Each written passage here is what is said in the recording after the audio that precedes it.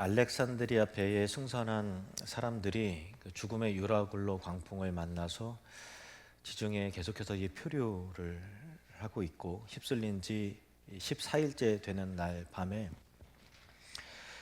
바울이 예고한 대로 수심이 점차 얕아짐을 확인했습니다. 그러니 이제 더 육지에 가까워지다가 암초에 걸릴까 또 염려가 되어서 바다 한가운데 배에 닻을 내려서 일단 정박을 시키는 겁니다. 선원들은 뱃머리에 있는 닻을 내리는 척하면서 구명보트인 거룻배를 내려서 자기들만 살기 위해 도망치는 이기적인 계획과 행동으로 옮기다가 그들의 일거수일투족, 그들의 심정을 꿰뚫어 본 바울에 의해서 그 계획은 좌절됩니다.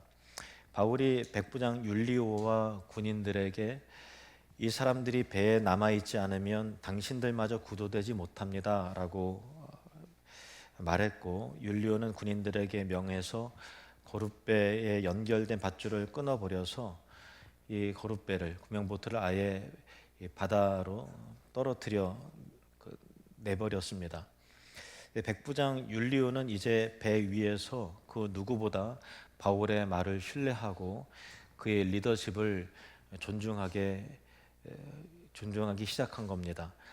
승객들을 버리고 도망가려 했던 선원들의 배신과 또 불신에 의해 배 분위기는 삭막해지고 또 냉랭해졌을 겁니다.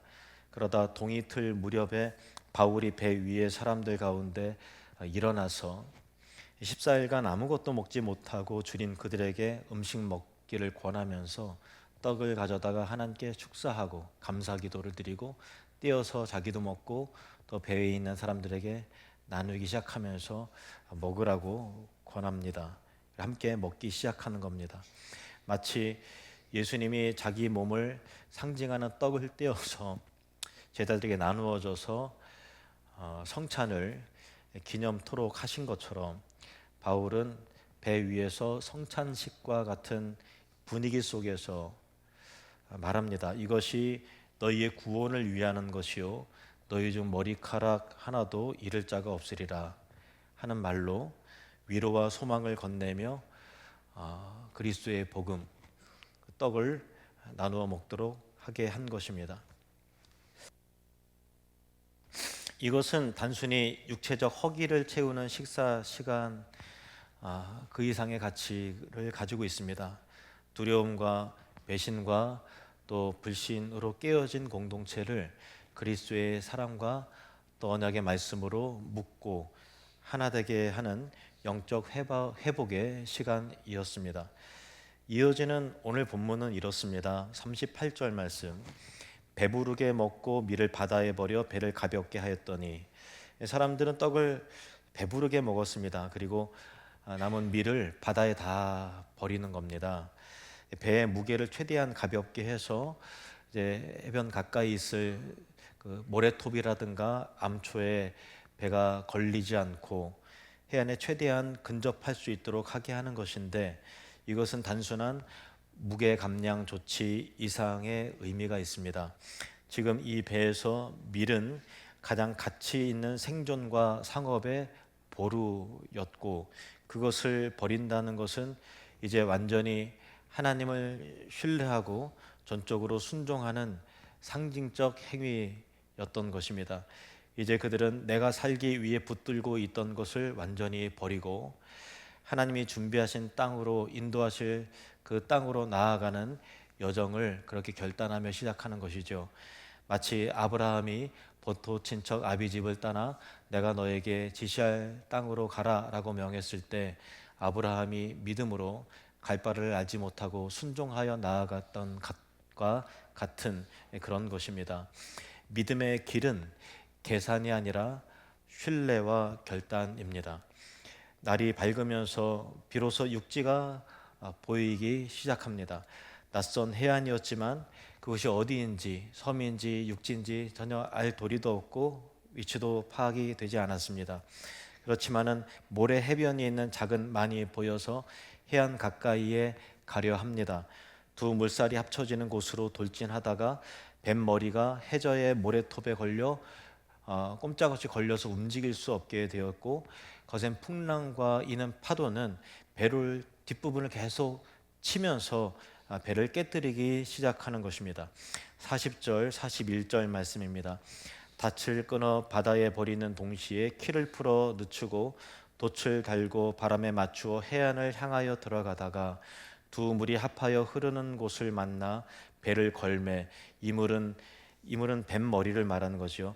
부딪혀 움직일 수 없이 붙고 고물은 배 뒷부분은 큰 물결에 깨어져 가니, 결국 배는 깨어져 산산조각 나려는 상황에 이르게 된 것입니다.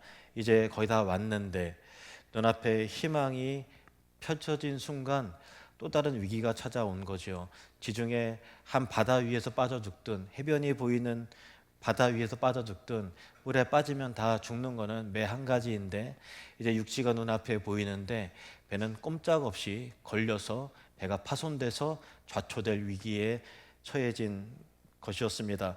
그들과 함께 했던 배가 걸려 좌초될 상황이었고, 이제 모두가 바다에 뛰어내려 탈출을 도모해야 하는 순간이 된 것입니다. 하나님께서는 때때로 우리 인생의 배를 깨뜨리십니다. 우리 인생을 실어 나르던 것, 가족을 먹여 살리고 부양하던 직장, 안전하다고 여겼던 예금, 또 건강한 육체, 우리 인생을 지탱한다고 믿었던 그런 것들이 무언가에 걸려서 움직이지 못하고 산산조각 날 때가 있습니다. 이 세상에 속한 것은 언젠가 다 깨어지고 녹슬고 낡고 부서집니다. 이 세상, 이 땅에서는 안전하고 영원한 요새는 없습니다. 완전한 장막도 없습니다. 알렉산드리아 배는 이 세상에 속한 육신의 장막과 같습니다. 이 세상이라는 바다를 항해할 때는 분명 필요했고 그 배의 보호를 받았지만, 영원한 하늘의 나라 천국에 들어갈 때에는 땅에 속한 것은 무언가에 걸려 부서지고 녹슬고 낡아져 깨어질 수밖에 없고, 그때 우리는 미련 없이 그것을 벗어버리고 나와야 하는 것입니다. 고린도후서 5장 1절 말씀입니다. 함께 있습니다. 만일 땅에 있는 우리의 장막집이 무너지면 하나님께서 지으신 집 곧 손으로 지은 것이 아니요 하늘에 있는 영원한 집이 우리에게 있는 줄 아느니라. 하나님께서 새로운 장막을, 새로운 영원한 집을 우리에게 마련하셨으리라 소망을 품고 무너져가는 장막에서, 배에서 나오는 것, 그것이 우리가 이 땅과 또 하나님 나라를 들어갈 때 반드시 결단하고 행해야 될 조치인 것입니다. 배가 깨어지고 부서지는 위기 속에 또 하나의 큰 긴장과 위기가 찾아옵니다. 군인들은 죄수들이 혼란한 틈을 타서 도망칠 것을 두려워해서 배 위에서 차라리 그들을 죽이는 것이 좋겠다라고 생각을 하는 겁니다.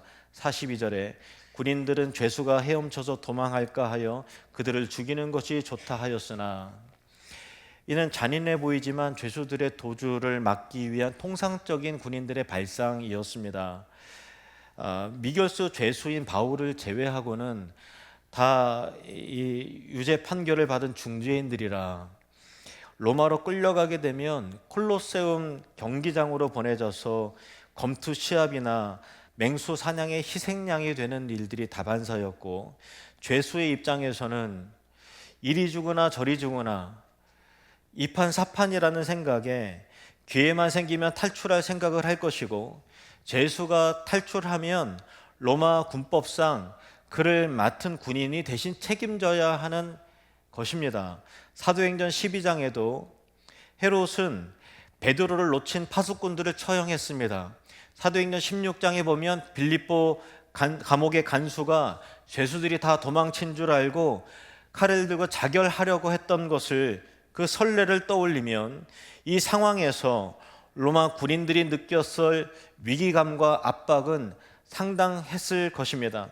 그러므로 군인들은 죄수가 헤엄쳐서 도망할까 염려가 되어서 그 책임을 감당할 수 없는 책임을 지느니 차라리 그들의 배에서 다 죽여버리자는 입장이었습니다. 로마 군인들의 이 잔인한 생각은 타인을 죽여서라도 책임지는 것을 회피하고자 하는 타락한 인간의 자기보호 본성이었던 것입니다. 불과 몇 시간 전만 해도 타인을 희생시켜서라도 자기의 생명을 보호하려고 했던 이렇게 선원들, 그들의 배를 거룻배를 줄을 끊어버려서 이들을 제지했던 군인들마저도 그 내면의 자기중심성은 사실 별반 차이가 없다라는 것이죠. 마틴 루터가 그의 책 로마서 강해에서 밝혔던 대로 인간은 자기 자신을 향해 구부러진 이기적인 존재라는 그 말이 깨닫게 되는, 다시 한번 떠오르게 되는 그런 장면인 것입니다. 그런데 성경은 오직 복음만이, 예수 그리스도의 십자가 사랑과 은혜만이, 오직 성령님만이 우리 내면에 이 자기중심적으로 구부러진 것을 펴낼 수 있다고 성경은 말씀하고 있습니다. 군인들이 죄수들을 죽이는 것이 좋겠다고 하는 그 순간 백부장 율리오가 등장합니다. 43절 말씀. 백부장이 바울을 구원하려 하여 그들의 뜻을 막고 헤엄칠 줄 아는 사람들을 명하여 물에 뛰어내려 먼저 육지에 나가게 하고, 율리오는 자기 부하들의 행동을 막고 바울을 살리기 위해서 모든 죄수들을 살리기로 결단합니다. 이것은 율리오가 만에 하나 죄수 하나라도 도망가면 당신들이 아니라 지휘관인 내가 다 책임질 것이요 라고 결정하여 말했기 때문일 것입니다. 바울을 보호하기 위한 결정은 단순한 인간적 호의가 아니었습니다. 그는 항해 내내 바울의 하나님을 목격했습니다. 바울의 믿음과 담대함, 위기 가운데도 우뚝 일어서는 그의 행동, 하나님의 약속, 그리고 그 약속이 하나둘 성취되는 과정을 지켜보면서 백부장 율리오의 마음도 하나님의 살아계심을 목도하며 변화되었을 것입니다. 율리오는 바울을 향한 깊은 애정과 존경을 품게 되었던 것입니다. 이 결단은 한편 율리오 개인에게는 위험한 선택이었습니다. 만약 죄수 한 명이라도 도망쳤다면, 바울은 아니라 할지라도 다른 죄수라도 한 명이라도 도망쳤다면 율리오 자신이 그 책임을 져야 했기 때문입니다. 그러나 그는 인간적 계산을 내려놓고, 자기의 유불리를 다 내려놓고 바울과 동행자들의 생명을 지키기로 결단합니다. 한 사람이라도 생명을 잃지 않게 되리라는 바울의 입술을 통해 선포된 하나님의 약속의 말씀을 붙들기로 결단하는 것입니다. 그리고 그는 하나님의 약속과 섭리 안에서 율리오는 그들을 건져내는데 중요한 구원의 도구가 되었던 것입니다. 저와 여러분도 그러한 구원의 섭리의 도구가 되기를 원합니다. 바울은 알렉산드리아 배에 탄 모든 사람을 구원하는 사람이 되었고, 율리오는 바울을 구원하는 사람이 되었습니다. 율리오에 의해 생명이 보존된 바울은 로마의 많은 사람들을 구원하는 사람이 되었습니다. 알렉산드리아 배에서 일어나는 일들은 지상의 지역 교회의 공동체 안에서 일어나는 일들을 또한 보여줍니다. 세상의 바다 한가운데서 지상의 교회는 영원한 그의 나라를 향해서 나아갑니다. 그런데 그 가운데 풍랑을 만나서 정상적인 항로를 이탈하여 표류하기도 하고 좌초될 위기에 처하기도 하는 것입니다. 극단적 위기 상황에서 교회라는 배를 타고 있는 사람들은 자신을 향해 구부러진 이기적 본성을 통해 서로에게 아픔과 상처를 주고받으면서 실망하고 시험에 들기도 합니다. 신뢰를 저버리기도 하고 두려움에 빠져 낙심하기도 합니다. 그러다 선포되는 그리스도의 복음과 그의 말씀을 통해 그의 성찬에 참여함으로 다시 한번 회복의 감격과 복음의 은혜를 누리기도 하는 것입니다. 그러나 또 다른 위기 속에서 자신의 이익을 위해 서로를 희생시키는 비겁함과 불의함을 보고 또 도모하기도 하는 것입니다. 그러나 모든 어려움에도 불구하고 뒤죽박죽 섞여있는 이 인간적인 어리석음과 죄성이 고스란히 드러남에도 불구하고 그 배는 하나님의 은혜 속에 약속의 땅으로 하나님의 손길에 의해 계속해서 움직여 가더라는 것입니다. 그 배 안에 여러 위기가 있지만 바울을 위기 속에 보호하고 살려내기 위해서 군인들을 제지하는 백부장 율리오와 같은 사람이 세워지더라는 것입니다. 모두를 살려내는 바울과 같은 사람이 있는 것입니다. 그리고 이름을 드러내지는 않지만 바울과 함께 로마의 그 배의 여정에 함께 올라서 기도하면서 위기의 여정을 극복해내는 충성스러운 동행자 누가가 있고 아리스다고와 같은 사람이 있더라는 것입니다. 결국엔 하나님은 이들을 통해서 모두의 생명을 구원해 내시는 구원의 하나님이신 것입니다.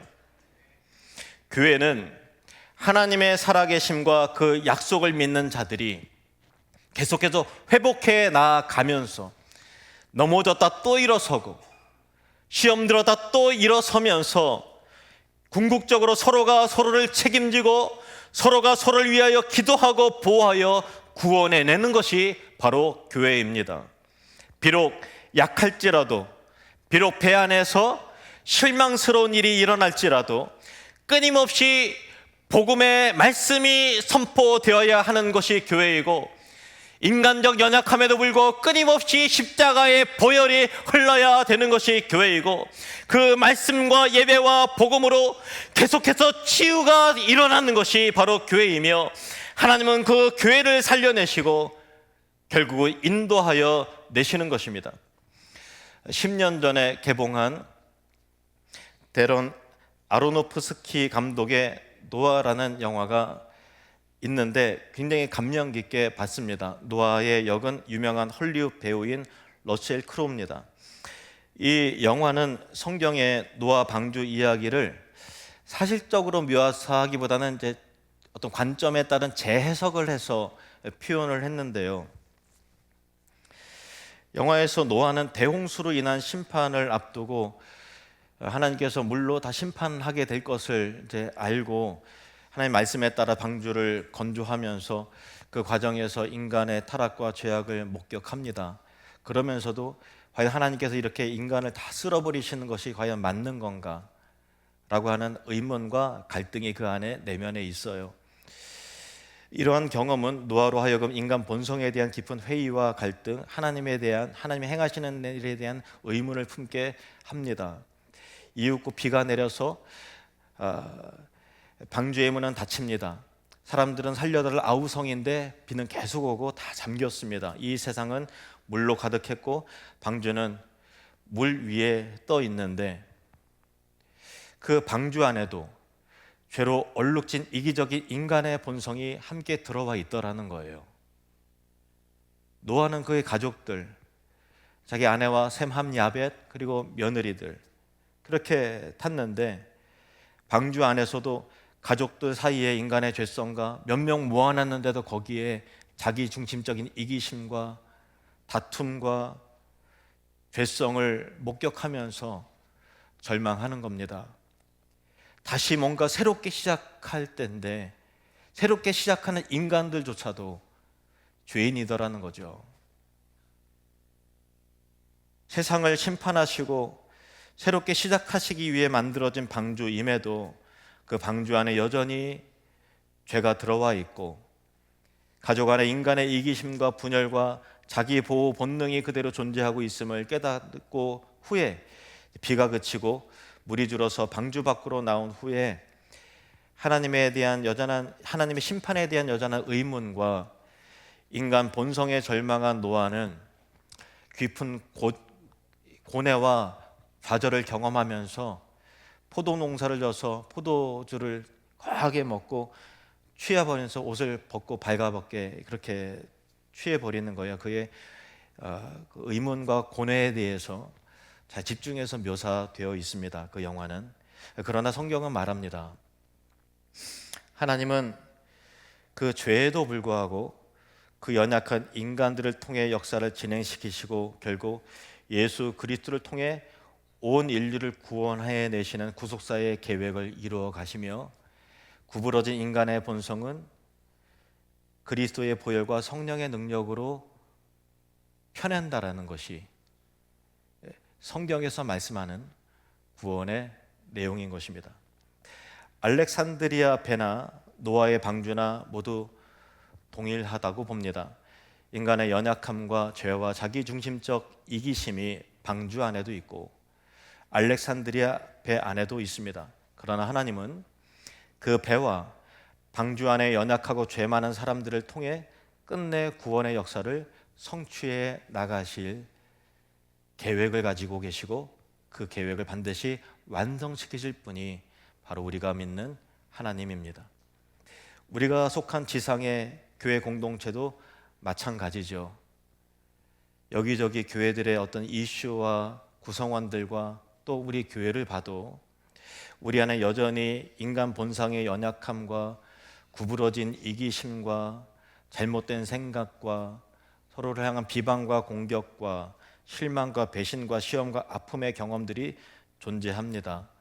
아마 여러분도 자기 자신을 향해 구부러진 본성을 스스로도 너무나 잘 알고 있을 겁니다. 그러나 그럼에도 하나님은 바울을 세워서 복음이 선포되게 하시고 또 백분양 인류를 변화시켜서 세워가시면서 서로가 서로를 보호하고 책임지는 사랑과 회복의 실천이 계속해서 일어날 수 있도록 하게 하시더라는 것이죠.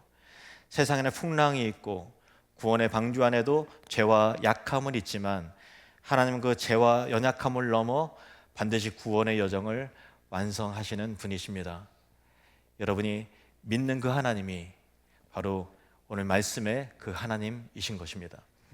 44절 말씀, 그 남은 사람들은 널조각 혹은 배 물건에 의지하여 나가게 하니 마침내 사람들이 다 상륙하여 구조되니라. 너희 중 머리카락 하나도 잃을 자가 없으리라. 바울을 통해서 말씀하신 하나님의 약속은 과연 그렇게 신실하게 응답되었고 실패함 없이 이루어졌습니다. 배가 산상조각 나고 14일간에 정말 표류하면서 그런 엄청난 상황에서도 276명의 승객들 중에서 단 한 사람도 다치거나 잃지 않았다는 것 자체가 놀라운 기적이었습니다. 죄수 중에 단 한 사람도 도망치지 않았습니다.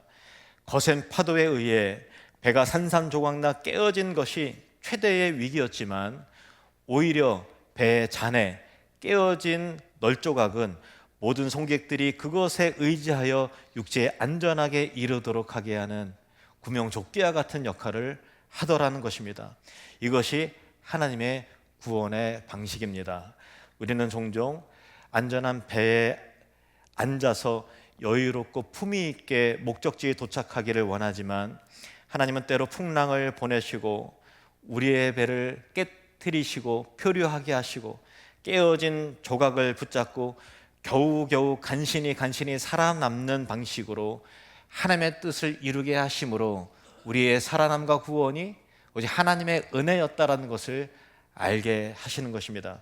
이스라엘 백성들이 애굽에서 약속의 땅으로 나아갈 때도 애굽 왕 바로는 절대 그들을 순순히 보내주지 않았습니다. 고통은 오히려 가중되고 이스라엘 백성들의 노역은 더 심해졌습니다.